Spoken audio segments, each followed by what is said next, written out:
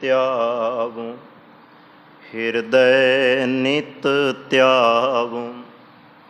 ਸ੍ਰੀ ਗੁਰੂ ਰਾਮਦਾਸ ਗੁਣ ਗਾਵੋਂ, ਗੁਰ ਅਰਜੁਨ ਵਿਗਨਨ ਕੇ ਨਾਸ਼ਕ, ਵਿਗਨਨ ਕੇ ਨਾਸ਼ਕ।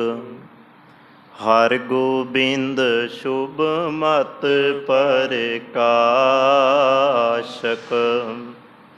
ਸ਼੍ਰੀ ਹਰਿ ਰਾਇ ਨਮੋ ਕਰ ਜੋਰੀ, ਨਮੋ ਕਰ ਜੋਰੀ। ਸ਼੍ਰੀ ਹਰਿ ਕ੍ਰਿਸ਼ਨ ਮਨਾਉ, ਤੇਗ ਬਹਾਦਰ ਪਰਮ ਕਿਰਪਾਲਾ। ਵਾਹਿਗੁਰੂ ਪਰਮ ਕਿਰਪਾਲਾ। ਸ਼੍ਰੀ ਗੁਰੂ ਗੋਬਿੰਦ ਸਿੰਘ ਵਿਸਾਲਾ।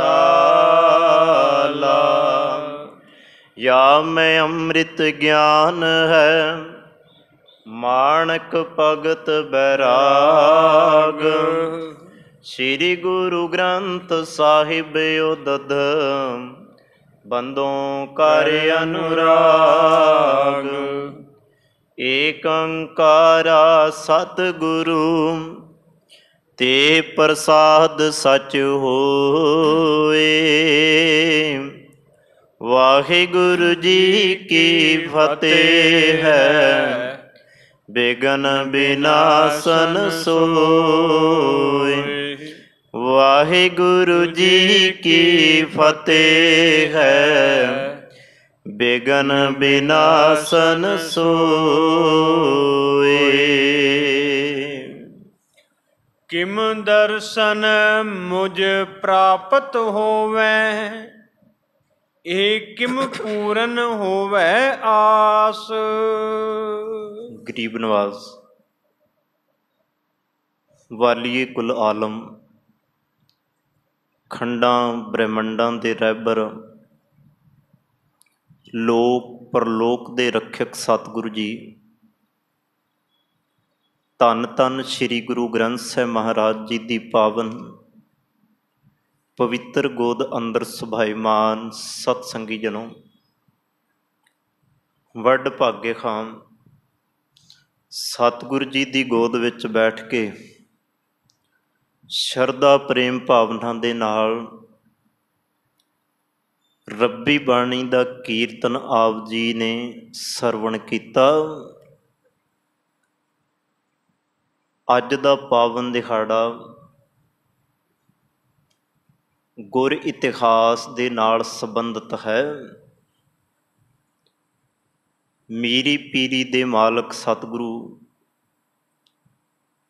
ਛੇਵੇਂ ਪਾਤਸ਼ਾਹ, ਦੀਨ ਦੁਨੀ ਦੇ ਵਾਲੀ, ਹਰ ਥਾਂ ਮੌਜੂਦ ਸਤਿਗੁਰੂ ਗੁਰੂ ਹਰਗੋਬਿੰਦ ਪਾਤਸ਼ਾਹ ਜੀ ਦਾ ਗੁਰਤਾ ਗੱਦੀ ਦਿਵਸ, ਉਸ ਦੀਆਂ ਵੀ ਆਪ ਸਭ ਸੰਗਤਾਂ ਨੂੰ ਲੱਖ ਲੱਖ ਵਧਾਈਆਂ ਹੋਣ ਜੀ। ਦੂਜੀ ਬੇਨਤੀ, ਅੱਜ 2 ਜੂਨ ਜਿੱਥੇ ਸਤਿਗੁਰੂ ਜੀ ਦਾ ਗੁਰਤਾ ਗੱਦੀ ਦਿਵਸ ਹੈ, ਉੱਥੇ ਨਾਲ ਕੌਮ ਨੇ ਬੜੇ ਜਰਨੈਲ ਪੈਦਾ ਕੀਤੇ ਆ। ਕੁਝ ਕੁ ਜਰਨੈਲਾਂ ਦਾ ਜ਼ਿਕਰ ਇਤਿਹਾਸ ਦੇ ਸਿਖਰ 'ਤੇ ਹੈ, ਜਿਵੇਂ ਸਰਦਾਰ ਜੱਸਾ ਸਿੰਘ ਰਾਮਵਗੜੀਏ ਵਰਗੇ, ਜੱਸਾ ਸਿੰਘ ਆਲੂ ਵਰਗੇ, ਜਾਂ ਹਰੀ ਸਿੰਘ ਨਲਵੇ ਵਰਗੇ ਜਰਨੈਲ, ਅਨੇਕਾਂ ਇਹੋ ਜਿਹੇ। 20ਵੀਂ ਸਦੀ ਦਾ ਮਹਾਨ ਯੋਧਾ ਸੰਤ ਜਰਨੈਲ ਸਿੰਘ ਖਾਲਸਾ ਪਿੰਡਰਾਂ ਵਾਲੇ, ਇਹ ਦਿਨ ਵੀ ਉਹਨਾਂ ਦੇ ਨਾਲ ਸੰਬੰਧਿਤ ਨੇ। 1 ਜੂਨ ਤੋਂ ਲੈ ਕੇ 6 ਜੂਨ ਤੱਕ ਆਪ ਸਭ ਜਾਣਦੇ ਹੋ, ਸਿੱਖੀ ਦੇ ਉੱਤੇ ਇੱਕ ਦੁੱਖ ਦੀ ਘੜੀ ਸੀ।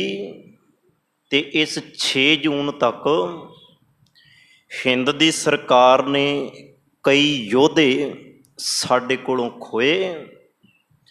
ਉਹਨਾਂ ਯੋਧਿਆਂ ਦੇ ਵਿੱਚੋਂ ਯੋਧਾ ਜਰਨੈਲ ਸੰਤ ਜਰਨੈਲ ਖਾਲਸਾ ਭਿੰਡਰਾਂ ਵਾਲੇ, ਉਹਨਾਂ ਦਾ ਵੀ ਅੱਜ ਜਨਮ ਦਿਨ ਹੈ।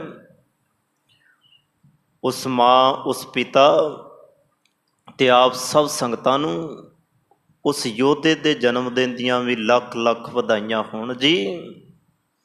ਸਤਿਗੁਰ ਦਾਤਾ ਕਿਰਪਾ ਕਰੇ, ਗੁਰੂ ਹਰਗੋਬਿੰਦ ਪਾਤਸ਼ਾਹ ਜੀ ਕਿਰਪਾ ਕਰਨ, ਅਸੀਂ ਬਾਣੀ ਅਤੇ ਬਾਣੇ ਦੇ ਧਾਰਨੀ ਬਣ ਆਪਣਾ ਜੀਵਨ ਸਿੱਖੀ ਤੇ ਗੁਰੂ ਦੇ ਲੇਖੇ ਲਾ ਸਕੀਏ। ਇਹ ਅਰਦਾਸ ਗੁਰੂ ਚਰਨਾਂ ਵਿੱਚ ਕਰੀਏ। ਆਓ ਗੁਰ ਇਤਿਹਾਸ ਦੀ ਵਿਚਾਰ। ਸਤਿਗੁਰੂ ਗੁਰੂ ਗੋਬਿੰਦ ਸਿੰਘ ਮਹਾਰਾਜ ਕਲਗੀਆਂ ਵਾਲੇ ਪਾਤਸ਼ਾਹ, ਜਿਨ੍ਹਾਂ ਦੀ ਉਪਮਾ ਅਪਰ ਅਪਾਰ ਹੈ। ਮੁਖੋਂ ਕਹਿਣ ਨਾ ਜਾਏ ਉਸਤਤ ਤੁਹਾਰੀ। ਇਹ ਵਾਹਿਗੁਰੂ ਤੇਰੀ ਉਸਤਤ ਨੂੰ ਬਿਆਨ ਨਹੀਂ ਕੀਤਾ ਜਾ ਸਕਦਾ, ਕਿਉਂਕਿ ਗੁਰੂ ਗੁਣਾਂ ਦਾ ਖਜ਼ਾਨਾ ਹੈ। ਤੇ ਜਿੰਨੇ ਗੁਣ ਆਪਾਂ ਗੁਰੂ ਕੋਲੋਂ ਲੈਂਦੇ ਜਾਵਾਂਗੇ, ਇਹ ਨਹੀਂ ਕਦੀ ਕਹਿ ਸਕਦੇ ਕਿ ਵੀ ਗੁਰੂ ਦੇ ਕੋਲ ਗੁਣ ਘਟਦੇ ਜਾਣਗੇ, ਸਗੋਂ ਉਹਦੇ ਕੋਲ ਵੱਧਦੇ ਹੀ ਜਾਣੇ ਆ। ਇਸ ਕਰਕੇ ਸਤਿਗੁਰੂ ਜੀ ਕਹਿੰਦੇ ਆ, ਖਾਵੈ ਖਰਚੈ ਰਲ ਮਿਲ ਭਾਈ। ਜਿੰਨਾ ਕੁਝ ਗੁਰੂ ਕੋਲੋਂ ਲੈ ਸਕਦਾ ਨਾ, ਲੈ ਲੈ। ਸੋ ਆਪਾਂ ਗੁਰ ਇਤਿਹਾਸ ਵਿੱਚੋਂ ਗੁਰੂ ਗੋਬਿੰਦ ਸਿੰਘ ਮਹਾਰਾਜ ਜੀ ਦੇ ਜੀਵਨ ਦੇ ਵਿੱਚੋਂ ਕੁਝ ਲੱਭਣ ਦੀ ਕੋਸ਼ਿਸ਼ ਕਰ ਰਹੇ ਹਾਂ, ਜੋ ਸਾਡੀ ਜ਼ਿੰਦਗੀ ਦੇ ਵਿੱਚ ਵਸ ਜਾਏ ਤੇ ਅਸੀਂ ਆਪਣੀ ਜ਼ਿੰਦਗੀ ਜੀ ਸਕੀਏ। ਆਓ ਸਤਿਗੁਰ ਦਾਤਾ ਕਿਰਪਾ ਕਰੇ। ਗੁਰ ਇਤਿਹਾਸ ਨੂੰ ਵਿਚਾਰਨ ਤੋਂ ਪਹਿਲਾਂ ਗੁਰਪਤੇ ਦੀ ਸਾਂਝ ਪਾਓ। ਪਿਆਰ, ਸਤਿਕਾਰ ਅਤੇ ਅਦਬ ਦੇ ਨਾਲ ਦੋਵੇਂ ਹੱਥ ਜੋੜ ਇੱਕੇ ਵਾਰੀ ਕਹਿਣ ਤੇ ਆਖੋ ਜੀ, ਵਾਹਿਗੁਰੂ ਜੀ ਕਾ ਖਾਲਸਾ, ਵਾਹਿਗੁਰੂ ਜੀ ਕੀ ਫਤਿਹ।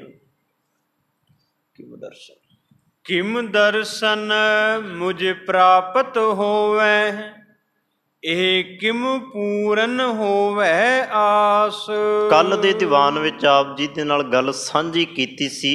ਇੱਕ ਬਜ਼ੁਰਗ ਮਾਤਾ ਇਤਿਹਾਸ ਨੇ ਜਿਸ ਦਾ ਜ਼ਿਕਰ ਕੀਤਾ ਹੈ, ਮਾਛੀਵਾੜੇ ਦੀ ਧਰਤੀ ਤੇ। ਇਹਨੂੰ ਸਤਿਗੁਰੂ ਜੀ ਨੇ ਉਪਦੇਸ਼ ਕੀਤਾ ਸੀ, ਤੇਰੇ ਕੋਲੋਂ ਵਸਤਰ ਲਵਾਂਗੇ, ਪਰ ਵਸਤਰ ਸਮਾਂ ਆਉਣ ਤੇ ਲਵਾਂਗੇ। ਉਹ ਸਮਾਂ ਆਇਆ ਜਦੋਂ ਸਤਿਗੁਰੂ ਗੁਰੂ ਗੋਬਿੰਦ ਸਿੰਘ ਮਹਾਰਾਜ ਉਸੇ ਹੀ ਧਰਤੀ ਤੇ ਉਹਦੇ ਹੀ ਪਿੰਡ ਵਿੱਚ ਵਿਚਰਦੇ ਆ। ਹੁਣ ਸਤਿਗੁਰ ਜਿੱਥੇ ਜਿੱਥੇ ਵੀ ਜਾਂਦੇ ਆ, ਪ੍ਰੇਮ ਕਰਨ ਵਾਲੇ ਉੱਥੇ ਉੱਥੇ ਸਤਿਗੁਰ ਜੀ ਦੇ ਨਾਲ ਹੀ ਨੇ। ਜਿਹੋ ਜੀ ਭਾਵਨਾ ਰੱਖ ਕੇ ਕੋਈ ਗੁਰੂ ਤੇ ਸ਼ਰਧਾ ਰੱਖ ਕੇ ਮਨ ਵਿੱਚ ਆਸ ਰੱਖਦਾ, ਉਹੋ ਜੀ ਆਸ ਸ਼ਰਧਾ ਨੂੰ ਸਤਿਗੁਰ ਭਾਗ ਲਾਉਂਦੇ ਆ। ਹੁਣ ਇਸ ਮਾਤਾ ਦੇ ਮਨ ਦੇ ਵਿੱਚ ਇੱਕ ਆਸ ਸੀ, ਇੱਕ ਫੁਰਨਾ ਸੀ। ਬੜੀ ਬਾਰੀਕੀ ਦੇ ਨਾਲ, ਸੂਖਸ਼ਮ ਤਰੀਕੇ ਦੇ ਨਾਲ ਇਹਨੇ ਇੱਕ ਥਾਨ ਕੱਪੜੇ ਦਾ ਤਿਆਰ ਕੀਤਾ। ਇਤਿਹਾਸ ਕਹਿੰਦਾ ਇਹਦੇ ਮਨ ਦੀ ਭਾਵਨਾ ਸੀ ਸਤਿਗੁਰ ਆਉਣ, ਤੇ ਇਹ ਜਿਹੜਾ ਸੂਖਸ਼ਮ ਜਿਹੜਾ ਮੈਂ ਥਾਨ, ਇਹ ਬਾਰੀਕੀ ਦੇ ਨਾਲ ਮੈਂ ਕੱਪੜਾ ਤਿਆਰ ਕੀਤਾ, ਇਹ ਸਤਿਗੁਰੂ ਗੁਰੂ ਗੋਬਿੰਦ ਸਿੰਘ ਮਹਾਰਾਜ ਜੀ ਆਪਣੇ ਤਨ ਤੇ ਪਾਉਣ। ਸਤਿਗੁਰ ਪਹੁੰਚਦੇ ਆ ਤੇ ਇਸ ਤਰ੍ਹਾਂ ਅੱਗੇ ਗੱਲ ਚੱਲਦੀ। ਕਵੀ ਸੰਤੋਖ ਸਿੰਘ ਜੀ ਕਹਿੰਦੇ ਆ, ਕਿਮ ਦਰਸ਼ਨ ਮੁਝ ਪ੍ਰਾਪਤ ਹੋਵੈ, ਇਹ ਕਿਸ ਕਿਮ ਪੂਰਨ ਹੋਵੈ ਆਸ। ਹੈ ਸਤਿਗੁਰ, ਕਿਵੇਂ ਤੇਰੇ ਦਰਸ਼ਨ ਮਿਲਣ। ਉਹਦੇ ਮਨ ਦੀ ਵੀ ਪਿਆਸ ਸੀ, ਪਤਾ ਨਹੀਂ ਕਦੋਂ ਦੀ ਉਹ ਵੀ ਉਡੀਕਾਂ ਵਿੱਚ ਹੈ, ਕਦੋਂ ਦੀ ਉਹ ਵੀ ਉਡੀਕਦੀ ਹੈ। ਪ੍ਰਭ ਕਬ ਗਲ ਲਾਵਾਂਗੇ, ਉਹਦੇ ਮਨ ਦੀ ਵੀ ਇੱਕ ਭਾਵਨਾ ਹੈ। ਪ੍ਰਭ ਕੀਜੇ ਕਿਰਪਾ ਨਿਧਾਨ, ਹਮ ਹਰ ਗੁਣ ਗਾਵਾਂਗੇ ਹੋ ਤੁਮਰੀ ਕਰੋ ਨਿਤ ਆਸ। ਪ੍ਰਭ ਮੋਹਿ ਕਬ ਗਲ ਲਾਵਾਂਗੇ, ਤਾਂ ਕਿ ਜਿਹੜੇ ਮੇਰੇ ਅੰਦਰ ਦੀ ਦਰਸ਼ਨਾਂ ਦੀ ਤਾਂਘ ਹੈ ਨਾ, ਉਹ ਪੂਰੀ ਹੋ ਜਾਏ। ਵੇਖੀ ਕਿਤੇ ਦਾਤਾ ਤੂੰ ਆਵੇਂ ਨਾ ਤੇ ਮੈਂ ਸੰਸਾਰ ਤੋਂ ਚਲੀ ਜਾਵਾਂ। ਇਸ ਤਰ੍ਹਾਂ ਦੀਆਂ ਦੌੜਾਂ ਉਹਦੇ ਮਨ ਵਿੱਚ ਨੇ।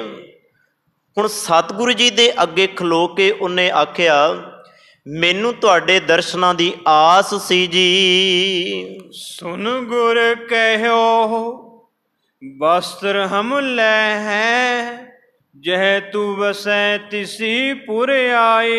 ਕਿਸੇ ਸਮੇਂ ਸਤਿਗੁਰੂ ਜੀ ਨੇ ਉਹਨੂੰ ਆਖਿਆ ਸੀ ਕੋਈ ਗੱਲ ਨਹੀਂ, ਤੈਨੂੰ ਦਰਸ਼ਨ ਵੀ ਦਿਆਂਗੇ ਤੇ ਤੇਰੀ ਆਸ ਵੀ ਪੂਰੀ ਕਰਾਂਗੇ, ਤੇ ਜਿਹੜਾ ਤੂੰ ਵਸਤਰ ਤਿਆਰ ਕੀਤਾ ਹੈ ਨਾ, ਇਹ ਵਸਤਰ ਅਸੀਂ ਤੇਰੇ ਕੋਲੋਂ ਆ ਕੇ ਲਵਾਂਗੇ। ਇਸ ਤਰ੍ਹਾਂ ਸਤਿਗੁਰੂ ਜੀ ਕਹਿ ਕੇ ਸੁਨ ਗੁਰ ਗਇਓ ਵਸਤਰ ਹਮ ਲੈ ਹੈ ਜਹ, ਅਸੀਂ ਵਸਤਰ ਤੇਰੇ ਕੋਲੋਂ ਲੈ ਜਾਵਾਂਗੇ, ਤੂੰ ਵਸੈ ਤਿਸੀ ਪੁਰ ਆਏ। ਤੁਸੀਂ ਹੁਣ ਇਸੇ ਪਿੰਡ ਦੇ ਵਿੱਚ, ਇਸੇ ਗ੍ਰਾਮ ਦੇ ਵਿੱਚ ਠਹਿਰਨਾ ਕਰੋ ਜੀ। ਕਾਤ ਬਨਾਏ ਤਿਆਰ ਕਰ ਰਹੀਐ, ਪਹਿਰੇਂਗੇ ਨਿਜ ਅੰਗ ਸਜਾਏ। ਇੰਨੇ ਨੂੰ ਤੁਸੀਂ ਇਹ ਜਿਹੜਾ ਵਸਤਰ ਤਿਆਰ ਕਰਨਾ ਹੈ ਨਾ, ਜਿਹਦੇ ਵਿੱਚ ਬੜੀ ਬਾਰੀਕੀ ਦਾ ਕੰਮ ਹੈ, ਉਸ ਵਸਤਰ ਨੂੰ ਤਿਆਰ ਕਰੋ, ਤੇ ਜਿਸ ਦਿਨ ਅਸੀਂ ਆਵਾਂਗੇ ਆਪਣੇ ਤਨ ਤੇ ਸਜਾ ਕੇ ਇਹ ਵਸਤਰ ਤੁਹਾਨੂੰ ਦਿਖਾਵਾਂਗੇ। ਮਹਾਪ੍ਰਸਾਦ ਅਚੋਲੇ ਹਮ ਤੇ, ਇਮ ਕੈ ਸਤਿਗੁਰ ਦਿਓ ਸੋ ਖਾਏ। ਇਸ ਤਰ੍ਹਾਂ ਸਤਿਗੁਰੂ ਜੀ ਨੇ ਆਪਣੇ ਹੱਥੀਂ ਜੋ ਬਣਾਇਆ ਪ੍ਰਸ਼ਾਦ ਸੀ, ਉਸ ਬਜ਼ੁਰਗ ਮਾਂ ਨੂੰ ਦੇ ਕੇ ਤੇ ਉਸ ਨੂੰ ਨਿਹਾਲ ਕੀਤਾ ਹੈ। ਹੋਏ ਆਨੰਦਪੁਰ ਸਦਨ ਸਿਦਾਰੀ, ਕਾਤ ਬਸਤਿਨ ਧਰਿਓ ਬਣਾਏ। ਇਸ ਤਰ੍ਹਾਂ ਕਹਿਣ ਲੱਗੇ ਹੋਏ ਆਨੰਦ, ਆਨੰਦ ਵਿੱਚ ਆਈ, ਪ੍ਰਸੰਨ ਹੋਈ, ਬੜੀ ਖੁਸ਼ੀ ਉਹਦੇ ਅੰਦਰ, ਇੱਕ ਖੁਸ਼ੀ ਦੀ ਲਹਿਰ ਦੌੜਦੀ ਹੈ। ਤੇ ਕਹਿੰਦੇ ਕਵੀ ਜੀ, ਹੋਏ ਆਨੰਦ ਪੁਨ ਸਦਨ ਸਿਧਾਰੀ, ਆਪਣੇ ਘਰ ਚਲੀ ਗਈ, ਆਪਣੇ ਘਰ ਜਾਂਦੀ ਹੈ ਤੇ ਵਸਤਰ ਬਣਾਉਣ ਦੀਆਂ ਤਿਆਰੀਆਂ ਕਰਦੀ ਹੈ। ਤਿਸ ਕੋ ਕਹਿਓ ਹੋ ਤੋ ਜਿਮ ਪੁਰਬ ਸੋ, ਸਿਮਰਨ ਕਰ ਗੁਰ ਤਿਸ ਤੇ ਨਾਲ ਹੀ ਇਹ ਗੱਲ ਸਮਝਾ ਦਿੱਤੀ ਕਿ ਹੇ ਮਾਂ, ਤੂੰ ਵਸਤਰ ਵੀ ਬਣਾਉਣਾ ਤੇ ਨਾਲ ਪਰਮਾਤਮਾ ਦੀ ਭਗਤੀ ਵੀ ਕਰਨੀ ਹੈ, ਭਾਵ ਨਾਲ ਗੁਰੂ ਗੁਰੂ ਵੀ ਜਪਣਾ। ਇਹ ਨਹੀਂ ਵਸਤਰ ਬਣਾਉਂਦਿਆਂ ਕਿਤੇ ਸਾਡੀ ਯਾਦ ਤੋਂ ਹੀ ਦੂਰ ਹੋ ਜਾਏ, ਨਾਲ ਸਿਮਰਨ ਵੀ ਕਰਨਾ, ਭਜਨ ਵੀ ਕਰਨਾ, ਬੰਦਗੀ ਵੀ ਕਰਨੀ ਹੈ, ਤਾਂ ਕਿ ਬੰਦਗੀ ਕਰਦਿਆਂ ਕਰਦਿਆਂ ਸਤਿਗੁਰ ਜਿਹੜੇ ਆ ਉਹਨਾਂ ਦੇ ਤੂੰ ਨੇੜੇ ਹੋ ਸਕੇ। ਕਹਿਓ ਗੁਲਾਬੇ ਸੋ ਤਿਸ ਛਿਨ ਮੈਂ, ਛਤਰਿਆਣੀ ਜੋ ਬਿਰਧਾ ਵਿਸਾਲ। ਇਸ ਤਰ੍ਹਾਂ ਉਸ ਗੁਰਸਿੱਖਣੀ ਦੀਆਂ ਗੱਲਾਂ ਕਰਦਿਆਂ, ਉਸ ਮਾਤਾ ਦੀਆਂ ਗੱਲਾਂ ਕਰਦਿਆਂ ਜਿਹੜਾ ਸਮਾਂ ਬਤੀਤ ਹੋਇਆ, ਤੇ ਨਾਲ ਹੀ ਭਾਈ ਪੰਜਾਬਾ ਖਲੋਤਾ। ਭਾਈ ਪੰਜਾਬਾ ਜੀ ਧੰਨ ਗੁਰੂ ਗੋਬਿੰਦ ਸਿੰਘ ਮਹਾਰਾਜ ਜੀ ਭਾਈ ਪੰਜਾਬੇ ਨੂੰ ਕਹਿੰਦੇ ਆ, ਭਾਈ ਪੰਜਾਬਿਆ, ਇੱਕ ਮਾਤਾ ਰਹਿੰਦੀ ਹੈ ਇਸ ਪਿੰਡ ਦੇ ਅੰਦਰ, ਜਿਹਦੇ ਨਾਲ ਅਸੀਂ ਵਾਅਦਾ ਕੀਤਾ ਸੀ, ਤੇਰਾ ਬਣਾਇਆ ਵਸਤਰ ਅਸੀਂ ਆਣ ਕੇ ਪਹਿਨਾਂਗੇ। ਜਾ ਉਸ ਮਾਤਾ ਦੇ ਘਰ ਨੂੰ ਲੱਭ, ਤੇ ਲੱਭ ਕੇ ਉਹਦਾ ਵਸਤਰ ਤੇ ਉਸ ਮਾਤਾ ਨੂੰ ਮੇਰੇ ਕੋਲ ਲੈ ਕੇ ਆਵੋ ਜੀ। ਕਰੋ ਹਕਾਰਨ ਸੰਗ ਸੋਇਆਨੋ, ਤਿਸ ਕੀ ਪੂਰੇ ਕਾਮਨਾ ਹਾਲ। ਉਹਦੇ ਮਨ ਦੀ ਵੀ ਇੱਕ ਕਾਮਨਾ ਸੀ, ਉਹਦੇ ਮਨ ਦੀ ਵੀ ਇੱਕ ਭਾਵਨਾ ਸੀ ਕਿ ਮੈਂ ਵਸਤਰ ਪਾਵਾਂ, ਇਹ ਤਨ ਤੇ ਸਜਾਵਾਂ। ਜਾ ਜਾ ਕੇ ਉਸ ਮਾਤਾ ਨੂੰ ਲੱਭ ਕੇ ਲਿਆ, ਤਾਂ ਕਿ ਉਹਦੀ ਮਨ ਦੀ ਕਾਮਨਾ ਜਿਹੜੀ ਹੈ, ਭਾਵਨਾ, ਸ਼ਰਧਾ ਜਿਹੜੀ ਹੈ, ਉਹਦੇ ਮਨ ਦਾ ਜਿਹੜਾ ਫੁਰਨਾ ਹੈ, ਉਹਨੂੰ ਆਪਾਂ ਪੂਰਿਆਂ ਕਰ ਦਈਏ ਜੀ। ਸੁਨਤ ਹੁਕਮ ਕੋ ਗਇਓ ਤੁਰਤ, ਤਬ ਜਹਾਂ ਸਦਨ ਥੋ ਖੋਜ ਉਤਾਲ। ਇਸ ਤਰ੍ਹਾਂ ਜਦੋਂ ਭਾਈ ਪੰਜਾਬੇ ਨੂੰ ਗੁਰੂ ਗੋਬਿੰਦ ਸਿੰਘ ਮਹਾਰਾਜ ਕਹਿੰਦੇ ਆ, ਉਹਨੇ ਬਚਨ ਸੁਣਿਆ। ਹੁਣ ਗੁਰੂ ਦਾ ਬਚਨ ਕਿਵੇਂ ਮੋੜਨਾ ਹੋਇਆ। ਉਸੇ ਵੇਲੇ ਕਹਿੰਦੇ ਦੌੜਿਆ ਪਿੰਡ ਵਾਲੇ ਪਾਸੇ ਨੂੰ ਜਾਂਦਾ ਤੇ ਜਲਦੀ ਜਲਦੀ ਉਸ ਮਾਤਾ ਦੇ ਘਰ ਨੂੰ ਲੱਭਣਾ ਸ਼ੁਰੂ ਕਰਦਾ ਹੈ। ਭੇਦ ਬਤਾਇਓ ਸਗਲ ਗੁਰੂ ਕੋ, ਸੁਣੀ ਹਰ ਕੀ ਪਰ ਕੀ ਸਭ ਬਾਤ। ਜਦੋਂ ਉਸ ਮਾਤਾ ਦੇ ਘਰ ਨੂੰ ਉਹ ਲੱਭ ਲੈਂਦਾ, ਲੱਭਣਾ ਕੋਈ ਔਖਾ ਨਹੀਂ। ਹਰੇਕ ਪਿੰਡ ਦੇ ਵਿੱਚ ਹਰੇਕ ਬੰਦੇ ਨੂੰ ਸਭ ਦੇ ਬਾਰੇ ਪਤਾ ਹੁੰਦਾ, ਫਲਾਣਾ ਕਿੱਥੇ ਰਹਿੰਦਾ, ਫਲਾਣਾ ਕੀ ਕਰਦਾ। ਹੁਣ ਉਹਨੇ ਬਹੁਤੀ ਦੇਰ ਨਾ ਲਾਈ, ਉਹਨੇ ਮਾਤਾ ਦਾ ਉਹ ਘਰ ਵੀ ਲੱਭ ਲਿਆ, ਤੇ ਉਹਦੇ ਘਰ ਜਾ ਕੇ ਉਹਨੇ ਗੁਰੂ ਦੀਆਂ ਸਾਰੀਆਂ ਗੱਲਾਂ ਜੋ ਸਤਿਗੁਰੂ ਜੀ ਨੇ ਕੀਤੀਆਂ ਉਹਨਾਂ ਦੇ ਨਾਲ, ਉਹ ਸਾਰੀਆਂ ਗੱਲਾਂ ਜਾ ਕੇ ਉਹਨੇ ਉਸ ਮਾਤਾ ਦੇ ਨਾਲ ਕੀਤੀਆਂ। ਮਾਤਾ ਨੇ ਗੱਲ ਨੂੰ ਵਿਚਾਰਿਆ, ਉਸ ਮਾਤਾ ਨੇ ਗੱਲ ਨੂੰ ਪਰਖਿਆ, ਪਰਖ ਵਿਚਾਰ ਕੇ ਉਹਨੇ ਉਸੇ ਗੱਲ ਤੇ ਗੁਰੂ ਦੀ ਤੇ ਭਰੋਸਾ ਕਰ ਲਿਆ ਹੈ। ਸੂਖਮ ਬਸਤਰ ਥਨ ਦੁਹਿ ਲੈ ਕਰ, ਚਲੀ ਆਈ ਬਿਰਧਾ ਉਤਲਾਤ। ਕਹਿ ਲਗੇ ਬਿਰਧ ਅਵਸਥਾ, ਜਦੋਂ ਗੁਰੂ ਦੇ ਬਾਰੇ ਸੁਣਿਆ ਕਿ ਵੀ ਸਤਿਗੁਰ ਪਿੰਡ ਵਿੱਚ ਆ ਗਏ ਆ, ਗੁਰੂ ਗੋਬਿੰਦ ਸਿੰਘ ਮਹਾਰਾਜ ਆਏ ਆ, ਕਹਿੰਦੇ ਉਹ ਵਸਤਰ ਆਪਣੇ ਹੱਥਾਂ ਵਿੱਚ ਚੁੱਕਿਆ ਹੋਇਆ ਤੇ ਕਾਲੀ ਕਾਲੀ ਕਦਮਾਂ ਦੇ ਨਾਲ ਭਾਈ ਪੰਜਾਬੇ ਤੇ ਭਾਈ ਗੁਲਾਬੇ ਦੇ ਘਰ ਵੱਲ ਦੌੜਦੀ ਹੈ। ਧਰਿਆ ਕੋਰ ਕਰ ਜੋਰ ਨਾਮੋ, ਕਰ ਹੀਰ ਕਰ ਸੁੰਦਰ ਗਾਤ। ਅੱਖਾਂ ਜਿਹੜੀਆਂ ਨੇ ਉਹ ਸਤਿਗੁਰ ਜੀ ਵੱਲ ਨੇ, ਪੈਂਡੇ ਪੈਰ ਜਿਹੜੇ ਨੇ ਉਹ ਵੀ ਗੁਰੂ ਵੱਲ ਤੁਰਦੇ ਜਾ ਰਹੇ ਨੇ। ਭਾਵ ਮਨ ਦੇ ਵਿੱਚ ਯਾਦ ਗੁਰੂ ਦੀ ਹੈ, ਉਹ ਯਾਦ ਦੇ ਆਸਰੇ ਹੀ ਗੁਰੂ ਗੁਰੂ ਜਪਦੀ ਕਹਿਣ ਲੱਗੇ। ਉਹ ਉਸ ਘਰ ਵੱਲ ਧਰ ਅਕੋਰ ਕਰ ਜੋਰ ਨਮੋ, ਕਹਿਣ ਲੱਗੇ ਸਤਿਗੁਰ ਜੀ ਦੇ ਅੱਗੇ ਵਸਤਰ ਧਰ ਕੇ ਤੇ ਨਮੋ ਭਾਵ ਨਮਸਕਾਰ ਕਰਦੀ ਹੈ ਹੱਥ ਜੋੜ ਕੇ। ਤੇ ਕਵੀ ਸੰਤੋਖ ਸਿੰਘ ਜੀ ਕਹਿੰਦੇ ਹੋਰ ਕਰ ਸੁੰਦਰ ਗਾਤ, ਕਹਿਣ ਲੱਗੀ ਕਿ ਸਤਿਗੁਰ ਜਲਦੀ ਕਰੋ, ਇਹਨੂੰ ਤੁਸੀਂ ਪਹਿਚਾਣ ਕੇ ਇਹਨੂੰ ਸਵਾ ਕੇ ਆਪਣੇ ਸੁੰਦਰ ਗਾਤ ਦਾ ਅਰਥ ਹੁੰਦਾ ਸਰੀਰ, ਆਪਣੇ ਸਰੀਰ ਤੇ ਪਹਿਨਣਾ ਕਰੋ ਜੀ। ਅਧਿਕ ਉਹ ਮੁੱਦਤ ਮਨ ਪ੍ਰੇਮ ਉਦਤ ਹੋਏ, ਤਨ ਪਾਗ ਮੈਂ ਪਿਗ ਸਖਿਆ। ਤੇ ਆਪਣੇ ਮਨ ਹੀ ਮਨ ਦੇ ਵਿੱਚ ਇਹ ਗੱਲਾਂ ਕਰਦੀ ਹੈ, ਮੈਂ ਬੜੀ ਭਾਗਾਂ ਵਾਲੀ ਹਾਂ, ਮੈਂ ਚੰਗੇ ਕਰਮਾਂ ਵਾਲੀ ਹਾਂ, ਜਿਹੜੀ ਇਸ ਜਨਮ ਦੇ ਅੰਦਰ ਮੈਨੂੰ ਗੁਰੂ ਗੋਬਿੰਦ ਸਿੰਘ ਮਹਾਰਾਜ ਵਰਗਾ ਗੁਰੂ ਮਿਲ ਗਿਆ। ਭਾਗਾਂ ਵਾਲੇ ਤੇ ਅਸੀਂ ਵੀ ਸਾਰੇ ਹਾਂ, ਪਰ ਉਹ ਗੱਲ ਵੱਖਰੀ ਹੈ। ਸਿੱਖੀ 'ਚ ਜਨਮ ਤਾਂ ਲੈ ਲਿਆ ਗੁਰੂ ਨਾਨਕ ਪਾਤਸ਼ਾਹ ਦੇ ਘਰ ਦੇ ਵਿੱਚ, ਬੜੇ ਇਹੋ ਜਿਹੇ ਵਿਰਲੇ ਨੇ ਜਿਹੜੇ ਗੁਰੂ ਨਾਨਕ ਪਾਤਸ਼ਾਹ ਜੀ ਦੀ ਸੁਣਦੇ ਆ, ਸੁਣ ਕੇ ਖੁਸ਼ ਨਹੀਂ, ਮਾਫ ਕਰਨਾ ਕਿਉਂ। ਅਸਲ ਵਿੱਚ ਕਈ ਤਾਂ ਵਿਚਾਰੇ ਇਸ ਗੱਲੋਂ ਹੀ ਪੱਲਾ ਝਾੜ ਜਾਂਦੇ ਆ ਕਿ ਵੀ ਗੁਰੂ ਨਾਨਕ ਪਾਤਸ਼ਾਹ ਨੂੰ ਸਾਡੇ ਤੋਂ ਸੁਣਿਆ ਨਹੀਂ ਜਾਂਦਾ। ਕਿਉਂ ਨਹੀਂ ਸੁਣਿਆ ਜਾਂਦਾ? ਕਾਰਨ ਕੀ ਹੈ? ਕਿਉਂਕਿ ਜਦੋਂ ਮਿੱਠੀਆਂ ਮਿੱਠੀਆਂ ਚਪੇੜਾਂ ਵੱਜਦੀਆਂ ਨਾ ਬਾਣੀ ਦੀਆਂ, ਬੜਾ ਔਖਾ ਸੁਣਨਾ। ਤਾਂ ਹੀ ਸਤਿਗੁਰੂ ਜੀ ਬਾਣੀ ਵਿੱਚ ਕਹਿੰਦੇ ਆ ਨਾ, ਸੁਣੀ ਨਾ ਜਾਈ ਸੱਚ ਅੰਮ੍ਰਿਤ ਗਾਥਾ। ਹੁਣ ਗੁਰੂ ਦੀਆਂ ਗੱਲਾਂ ਕੋਈ ਵਿਰਲਾ ਸੁਣਦਾ, ਗੁਰੂ ਦੀਆਂ ਗੱਲਾਂ ਸੁਣਦਾ ਕੌਣ ਹੈ ਇਹ ਵੀ ਥੋੜ੍ਹਾ ਜਿਹਾ ਸਮਝ ਲਿਓ। ਜਿਹੜੇ ਸੱਚ ਦੇ ਆਸ਼ਿਕ ਹੁੰਦੇ ਆ ਨਾ, ਸੱਚ ਦੇ ਨਾਲ ਪ੍ਰੀਤ ਪਾ ਲੈਂਦੇ ਆ, ਪਿਆਰ ਪਾ ਲੈਂਦੇ ਆ, ਉਹਨੂੰ ਸੱਚ ਹੀ ਫਿਰ ਸਵਾਦ ਲੱਗਦਾ, ਝੂਠ ਨਹੀਂ ਉਹਨਾਂ ਨੂੰ ਸਵਾਦਲਾ ਲੱਗਦਾ। ਉਹ ਸੱਚ ਦੇ ਨਾਲ ਪ੍ਰੇਮ ਪਾ ਕੇ, ਪ੍ਰੀਤ ਪਾ ਕੇ ਸੱਚ ਵਾਲੇ ਪਾਸੇ ਤੁਰੇ ਜਾਂਦੇ ਆ।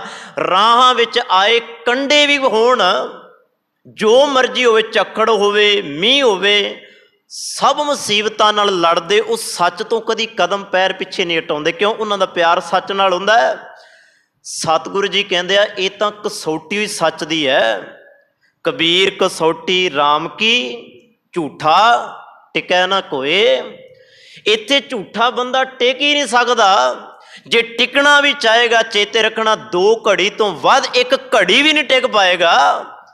ਉਹਨੂੰ ਪਤਾ ਹੈ, ਕਿਉਂਕਿ ਗੁਰੂ ਨਾਨਕ ਪਾਤਸ਼ਾਹ ਦੇ ਘਰ ਦੇ ਵਿੱਚ ਸਿਰਫ ਸੱਚ ਚੱਲਦਾ।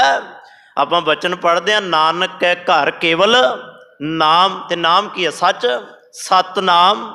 ਗੁਰੂ ਨਾਨਕ ਪਾਤਸ਼ਾਹ ਦੇ ਘਰ ਦੇ ਵਿੱਚ ਸਿਰਫ ਨਾਮ ਹੈ।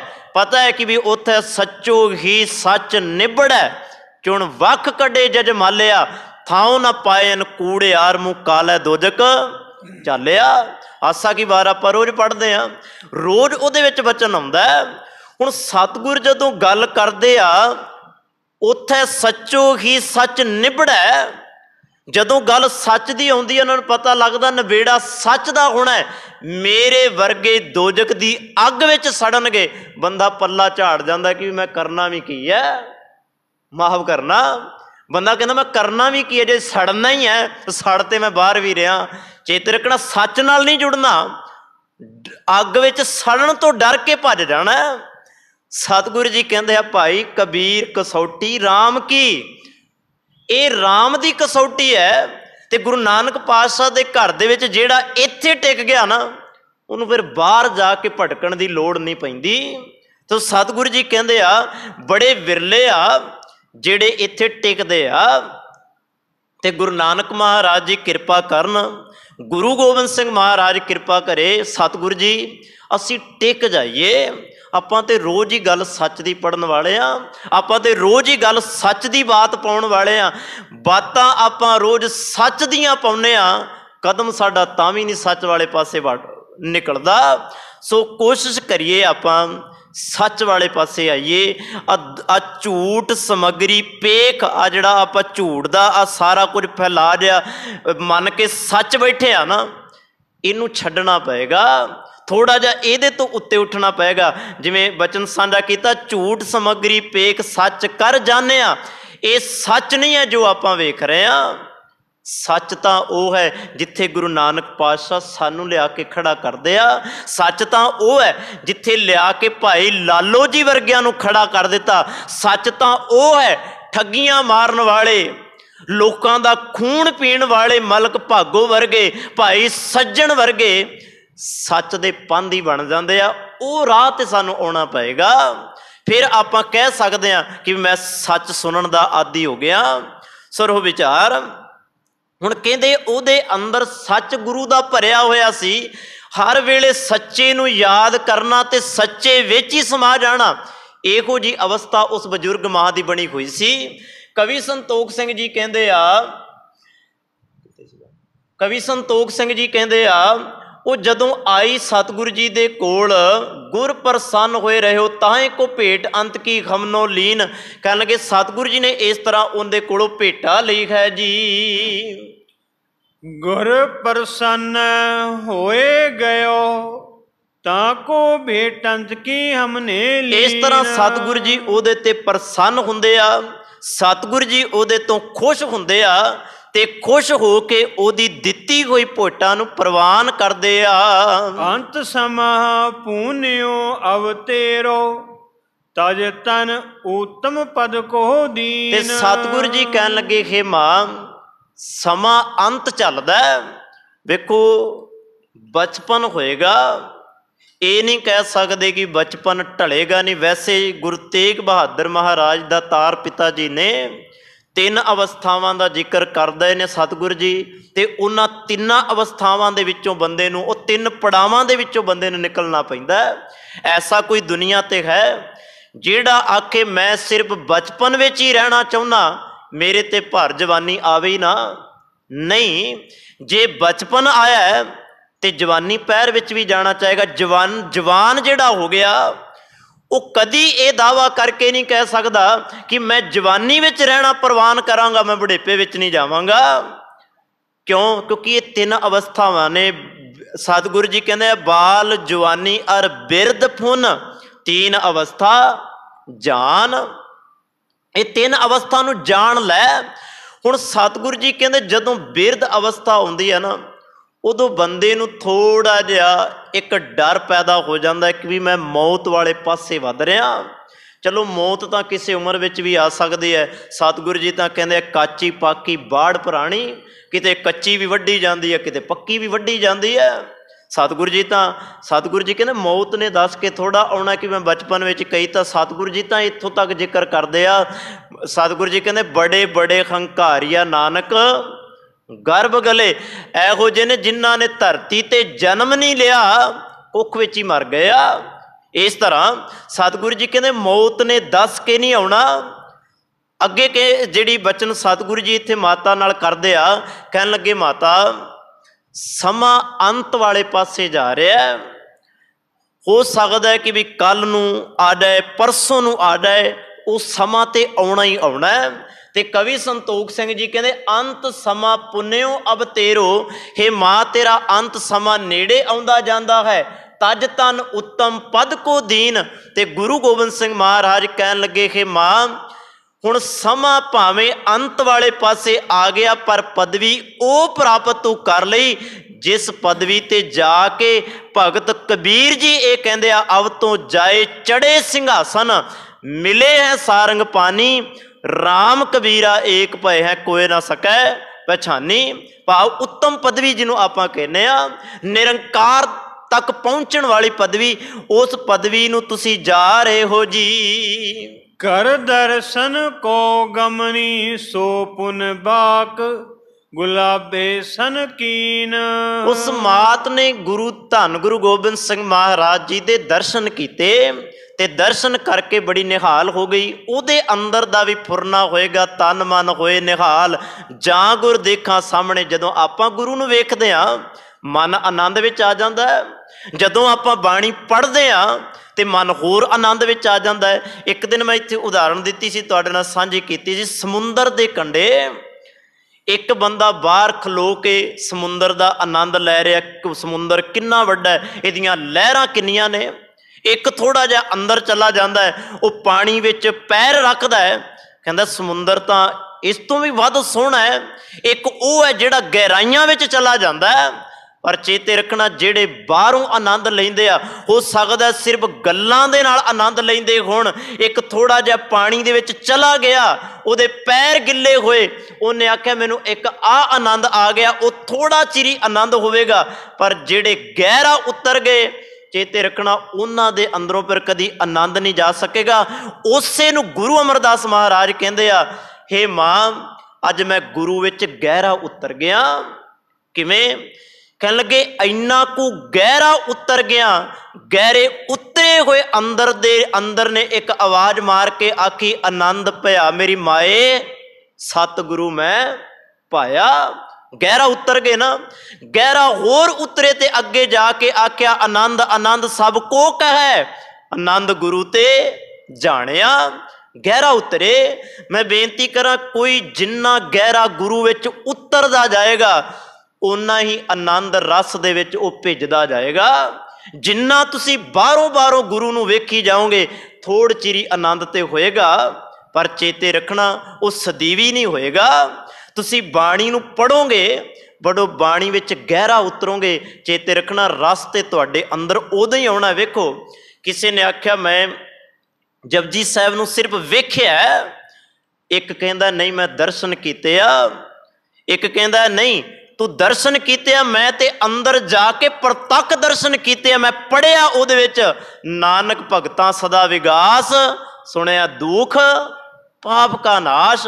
ਉੱਥੇ ਤਾਂ ਪਾਪਾਂ ਦਾ ਨਾਸ਼ ਹੋ ਜਾਂਦਾ ਹੈ।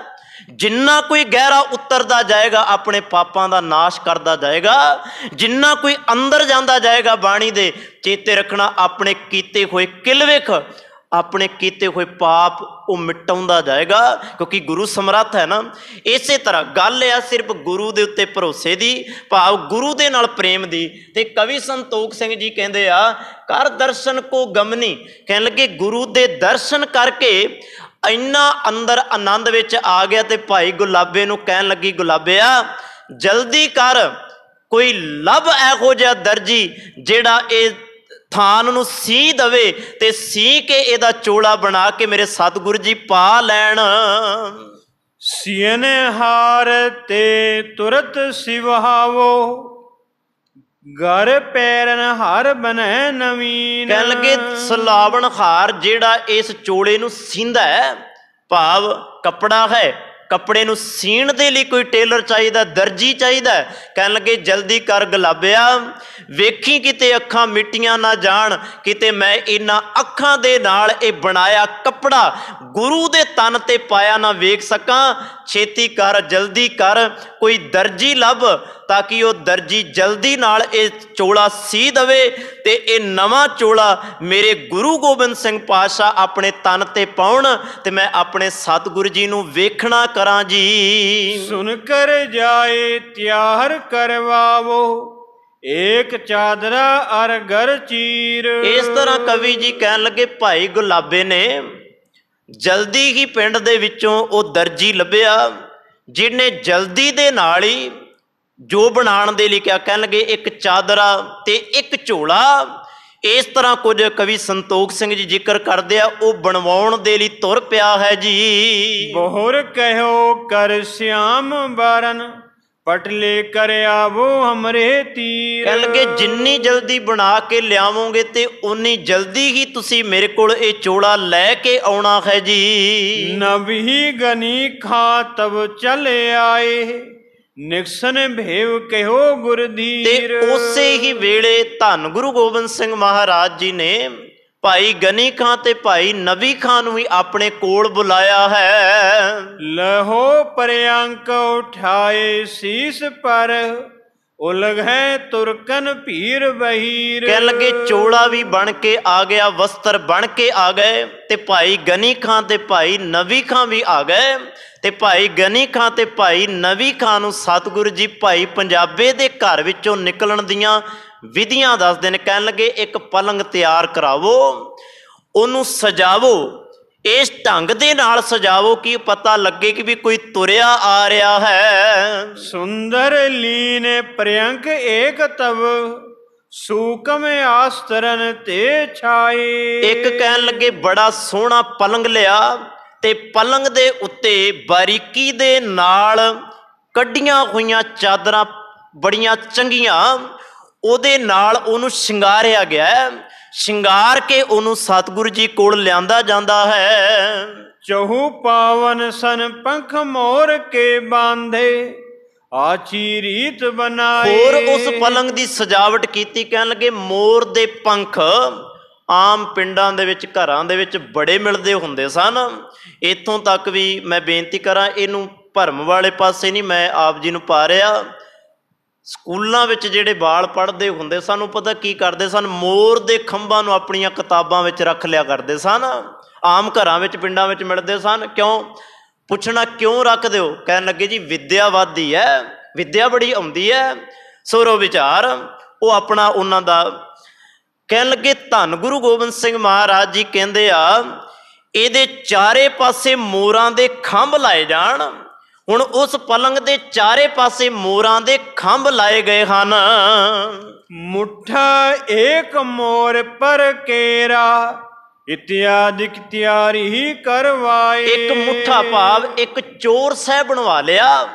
ਆਪਾਂ ਹੁਣ ਵੇਖਦੇ ਹਾਂ ਚੋਰ ਸਾਹਿਬ ਇਹ, ਪਰ ਉਸ ਵੇਲੇ ਉਹ ਜਿਹੜਾ ਚੋਰ ਸਾਹਿਬ ਬਣਵਾਇਆ ਗਿਆ ਭਾਈ ਪੰਜਾਬੇ ਤੇ ਭਾਈ ਗੁਲਾਬੇ ਦੇ ਘਰੋਂ ਨਿਕਲਣ ਲੱਗਿਆ। ਕਵੀ ਸੰਤੋਖ ਸਿੰਘ ਜੀ ਕਹਿੰਦੇ ਉਹ ਵੀ ਮੋਰਾਂ ਦੇ ਖੰਭਾਂ ਦਾ ਬਣਾਇਆ ਗਿਆ।